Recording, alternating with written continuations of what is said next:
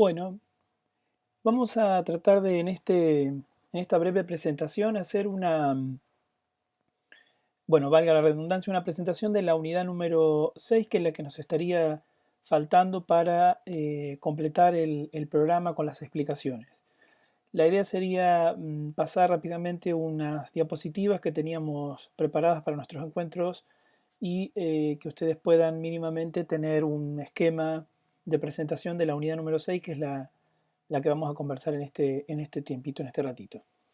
En primer lugar, decirles que la unidad número 6 va a tener como dos momentos, uno que tiene que ver con la dictadura y la educación, que contempla el periodo de el gobierno militar desde 1976 hasta el 83, y un segundo momento que es el periodo democrático desde 1983 con el retorno de la democracia y el gobierno del doctor Alfonsín hasta aproximadamente el año 2015 con algunas eh, cuestiones para mirar en términos comparativos. En relación a la dictadura, es importante que ustedes luego, por supuesto, profundicen como siempre en la lectura y puedan ir trabajando con algunas de las guías que vamos a subirles para complementar el acompañamiento de esta unidad. Eh, es importante pensarlo como un nuevo golpe de Estado, como los que hemos estado viendo a partir desde 1930, pero que tiene la particularidad de ser un golpe totalmente extremo en términos de la sistematización de acciones que el Estado toma en términos de represión. Y las cuestiones centrales que me interesaría que ustedes puedan mirar tienen que ver fundamentalmente con eh, decisiones que se toman en el marco de ese denominado proceso de reorganización nacional, que apuntan fundamentalmente, eh, digamos, a reordenar, ¿no? A la sociedad, y para ello no hay dudas en aplicar una serie de prácticas sistematizadas de violencia y de represión para con el pueblo. En este sentido, una de las cuestiones más importantes que nosotros tenemos en este proceso militar es la persecución y la desaparición de más de 30.000 personas. Eso es un dato que no es una cuestión solo de dato, ¿no? Sino que tiene que para nosotros representar ahí una idea eh, fuerte en términos de cómo concebir este periodo oscuro de la historia argentina.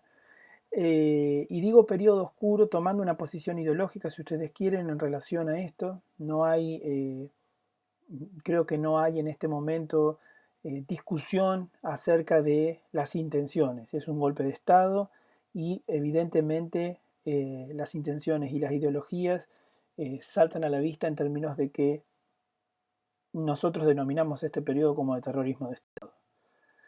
Eh, ¿Qué consecuencias nos interesan a nosotros que ustedes puedan, digamos, mínimamente manejar en términos del proceso para poder después mirar algunas cuestiones vinculadas a lo educativo? En principio, esto que decíamos de la desaparición forzada de personas, los procesos de exilio que se van a dar. Hay dos momentos o dos cuestiones que son representativas en términos de acciones que la Junta Militar intenta poner en marcha o pone en marcha en realidad para recuperar algún grado de credibilidad, que tiene que ver con el Mundial de Fútbol del 78 y eh, la gesta de Malvinas en el 82, entre comillas, esto de la gesta, ¿no? Cómo se puede manipular una instancia que luego termina siendo eh, básicamente un desastre en términos de las consecuencias para el ejército y para los jóvenes que fueron a pelear eh, a esa guerra. Cómo aparece un fuerte endeudamiento en términos de los créditos extranjeros y los acuerdos que se mantenían con organismos internacionales, eh, los procesos de desnacionalización de la industria y de destrucción de una gran parte del aparato productivo nacional, y en términos del rol del Estado y de este proceso que se va a intensificar de las políticas neoliberales o del neoliberalismo, como lo hemos denominado en algunas ocasiones, y seguramente ustedes han tenido algún tipo de lecturas en otras asignaturas, cómo se produce la quiebra, digamos, y el vaciamiento de la mayoría de las empresas públicas, y donde hay una fuerte acusación de corrupción de sus directivos, ¿no? Como decíamos recién, el neoliberalismo se instala definitivamente en la región, y en el caso de Argentina aparece ahí, digamos, un proceso de este neoliberalismo vinculado al autoritarismo del Estado y al conservadurismo antiestatista, en términos del rol que ocupa también el Estado y el rol que va a cumplir el Estado. El neoliberalismo, en términos de características que a nosotros nos interesa, por supuesto que hay otras y que está muy bien si ustedes pueden profundizarlas, tiene que ver con un estrechamiento del Estado, con una privatización de la función pública, el deterioro del empleo, ¿no? Uno de los pilares sobre los cuales se había sostenido en otros momentos el pacto social y la abundancia, digamos, de políticas vinculadas a sostener ese pleno empleo. Como decíamos recién, el proceso de desnacionalización de la industria y la destrucción de la producción cultural argentina. ¿Cómo se sostiene esto? Bueno, básicamente se sostiene por la fuerza. No hay otra forma de sostener estas políticas sin que haya represión. En términos de la política educativa de la dictadura, aquí hay una serie de conceptos que ustedes van a ver que aparecen en la bibliografía y que tienen que ver con palabras que están muy vinculadas a acciones que justifican, entre comillas, el accionar del Estado. El primero es guerra a la educación pública, ¿no? Esta idea de que hay un enemigo que va a ser denominado subversivo y que evidentemente toma un rol protagónico en términos de la búsqueda, ¿no?, de esos culpables, de esos subversivos, en el proceso de control que se quiere hacer del sistema educativo. Ustedes van a tener un texto de Pablo Pinot, donde él aborda unos conceptos que están vinculados a la represión, a la exclusión, y de qué forma, por distintos mecanismos, ¿no?, grandes sectores de la población quedan fuera de este sistema educativo. Y ahí nosotros vamos a ver básicamente como tres cuestiones. Una vinculada a la política económica social, ¿no?, al recorte que se va a producir en términos de la inversión que el Estado hace, y donde allí por supuesto está incluida la educación. Lo otro que tiene que ver expresamente con la represión, que es la persecución de los intelectuales, los artistas, los sectores sindicales y políticos partidarios, los docentes, los estudiantes. Y en términos de la educación, la idea de controlar,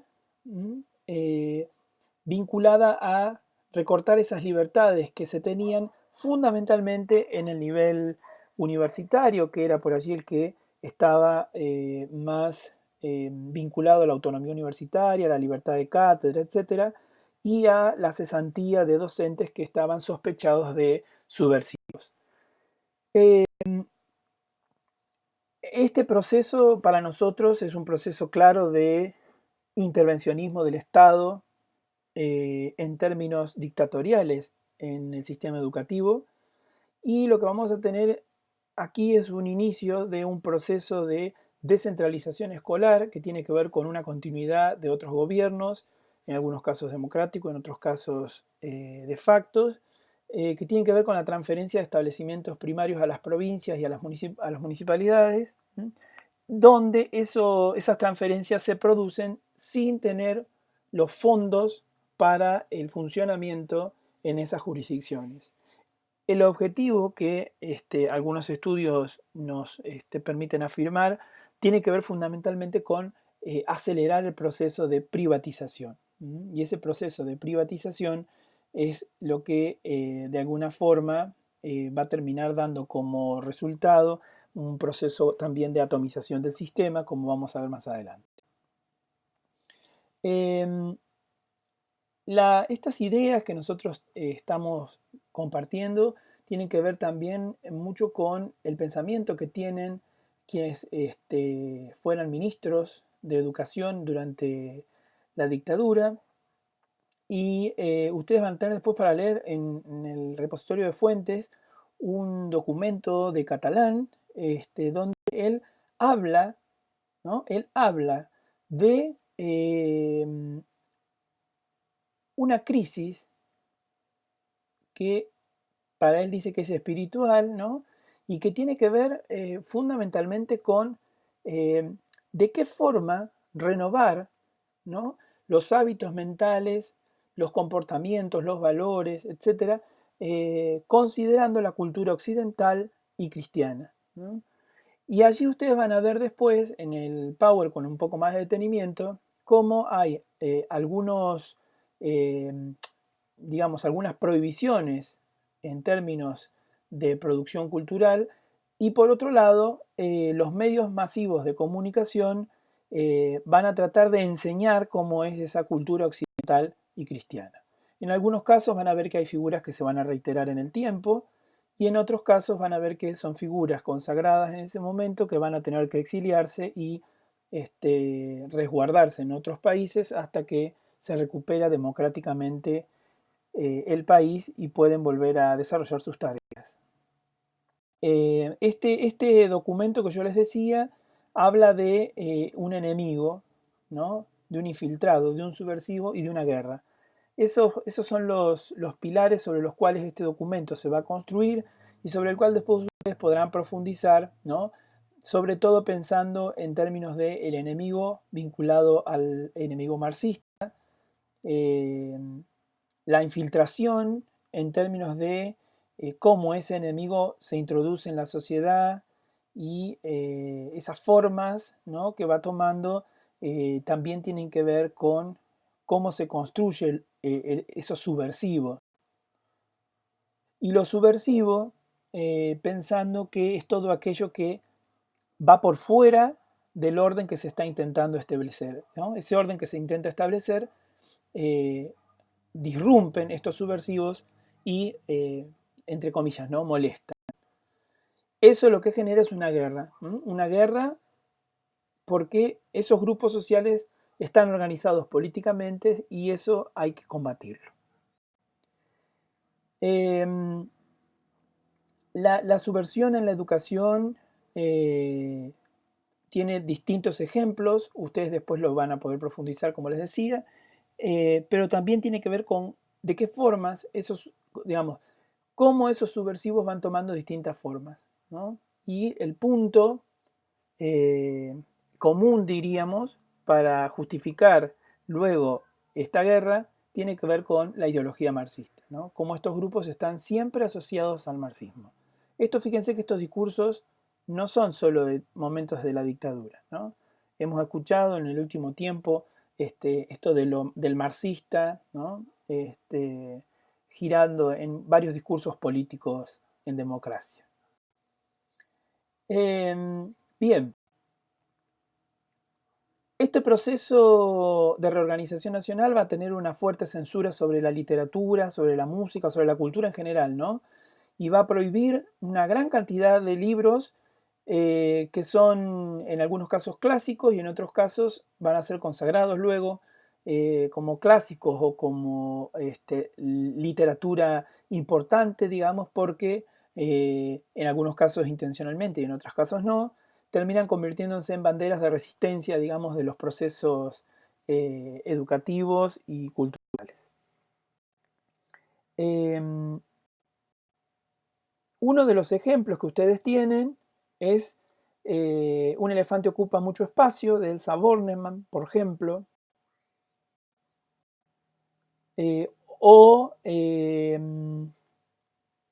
las canciones de María Elena Walsh. Acá tienen anotada una que es como La cigarra, pero hay varias de sus producciones que han sido censuradas. Clásicos como la obra del Principito, ¿no? Una obra que habla de la solidaridad, que repudia la injusticia, ¿no? Que busca la reflexión, mirar más allá de lo superficial, etc., ¿no?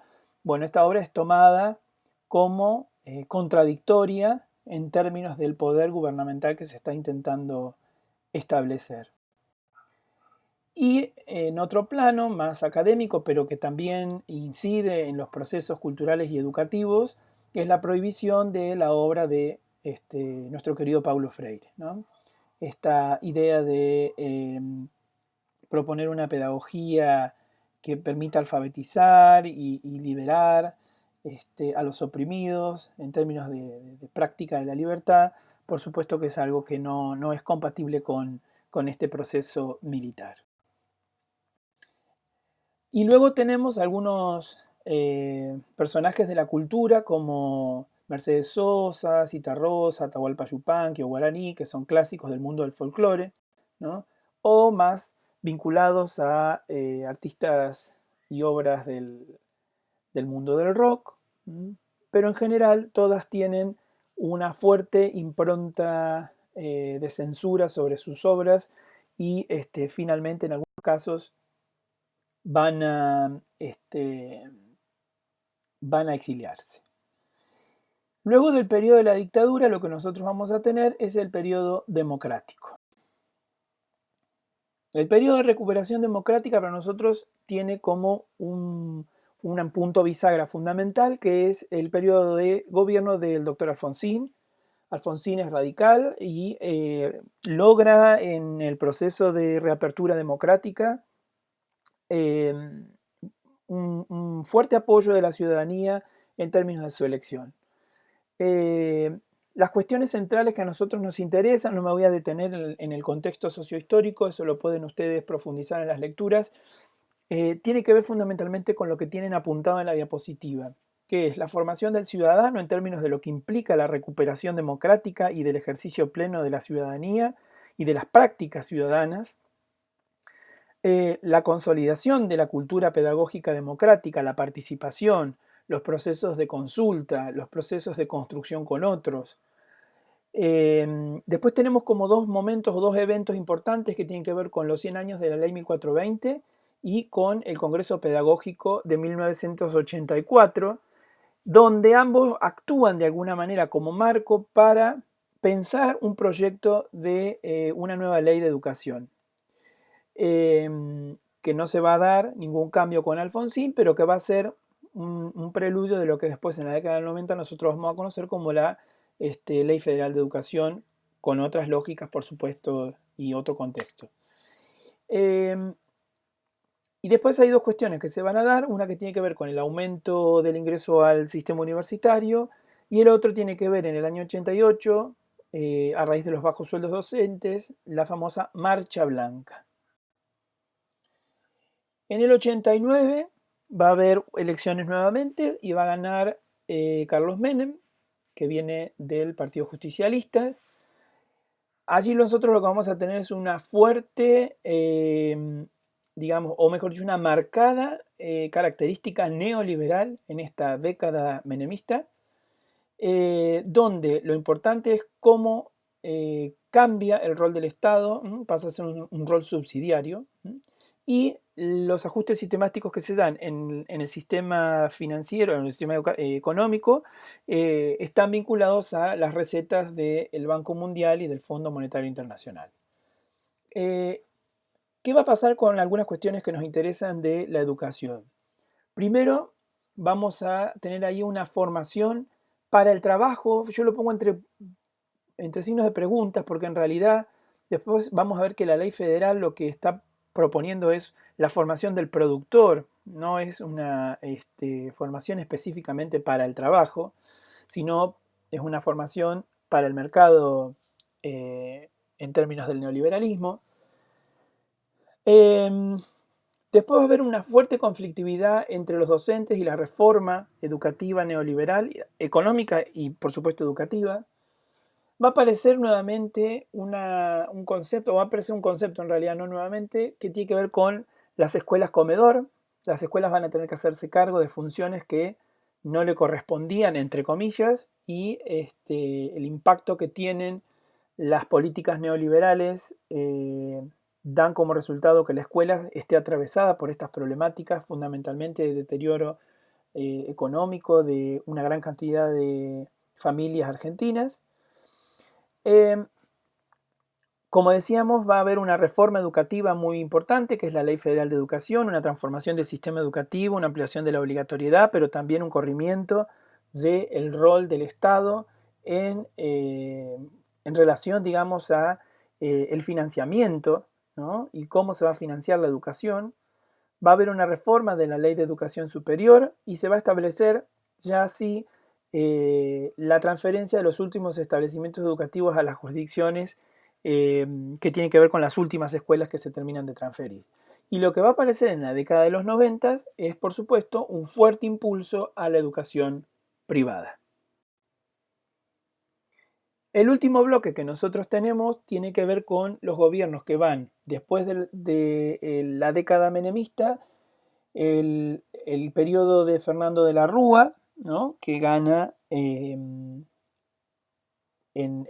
una coalición que se denominó la Alianza entre el 99 y el 2001, cuando estalla la crisis orgánica que tenemos en Argentina y que de alguna manera mueve, ¿no? Las estructuras económicas, sociales y políticas de la Argentina.